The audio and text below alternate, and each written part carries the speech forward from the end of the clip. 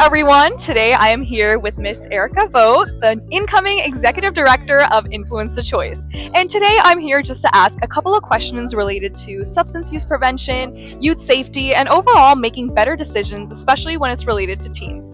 My name is Devisha Arora, and I am a member of TECH, which is the Youth Coalition of Influence the Choice, and I'm working on an initiative called Know Your Ride, which relates to e-bike safety. So my first question for you is, when you think about Influence the Choice's mission, how does it connect with the choices that young people make as they start to become more independent? Yeah, absolutely. Our mission is to focus on youth substance use prevention and youth well-being overall. So it definitely connects to learning healthy decision-making skills and coming into your own and being able to make decisions around your own autonomy, so your bodily health, and being able to say no when appropriate or advocate for what you think is best for yourself. So I think our missions completely align, and we're very proud of the work you're doing. Yeah, thank you so much. I completely agree with you. Even for Know Your Ride, when teens start to get an e-bike, they tend to become more independent because now they can take themselves places. But it's very important for them to recognize the rules and actually know what they're doing before they get on the bike itself. Absolutely. My next question is, why are attention, judgment, and mental alertness important when young people are making decisions in everyday activities? Yeah, these are absolutely incredible qualities to have going through life in general. And I would say in the lens of youth substance use prevention, in a circumstance like at a party or any kind of social event where there might be substances and you are not wanting to partake, it is really important to be aware of your surroundings and the health not only of yourself, but also to look out for your peers and your friends, because ultimately the people close to you are the ones that are going to be taking care of you in a circumstance like that.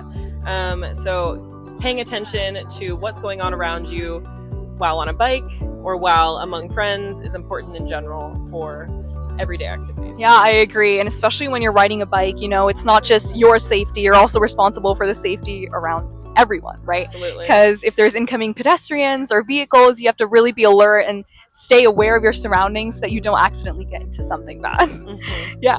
So how can peer influence affect the decisions that young people make, and what does positive peer influence look like? Peer influence is probably the number one impact on teens, right? The people that you are maybe listening to the most or speaking to the most in terms of what's happening in your life day to day are your friends, are your peers when you're in high school or in middle school. And so what your friends are doing is absolutely affecting what you think might be cool or right to do as a teen. And that's why being a leader among your friends, and that's something Influence the Choice strives to cultivate leadership skills. Being a leader looks like being able to maybe go against the grain if your friends are doing something that you don't feel is right for yourself or for your community, like for example riding an e-bike without a helmet, or for example using substances when you know that's not good for your body. Being able to say no is also a quality of a leader, and being able to know what's right in the face of peer pressure. Yeah, and I think for e-bikes, a lot of the decisions that teens make are based on what their friends said. If somebody says, oh, you don't need a helmet, it's just 10 minutes away, or oh, you can fit all four of us on your e-bike.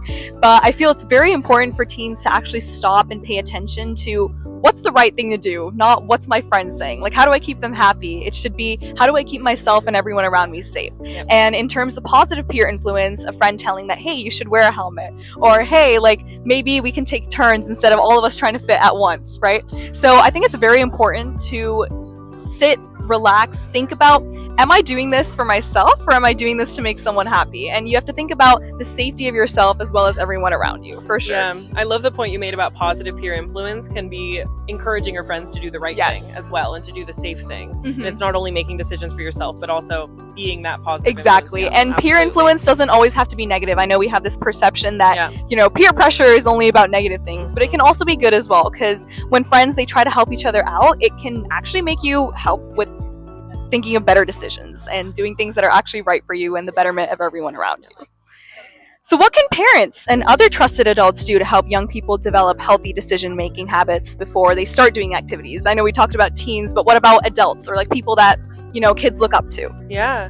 So at Influence the Choice, we talk about having often, frequent conversations with the young people in your lives as adults to be able to normalize the types of difficult decisions that might come up, because an adult isn't always going to be there to reference, in the moment if someone is in the context of youth substance use, if someone is handing you something and you're like, I don't know about that, there's not always going to be an adult right there to look to and say, what should I do? How do I say no? Yeah. So having those frequent conversations, and even maybe role playing those difficult circumstances when you might be put in a position that's uncomfortable, how do you navigate that? And that's something that parents and caregivers can get ahead of by frequently bringing that up and kind of explaining how to navigate those difficult decisions. And I think a lot of safety decisions and just learning about what's right and wrong comes from the home itself.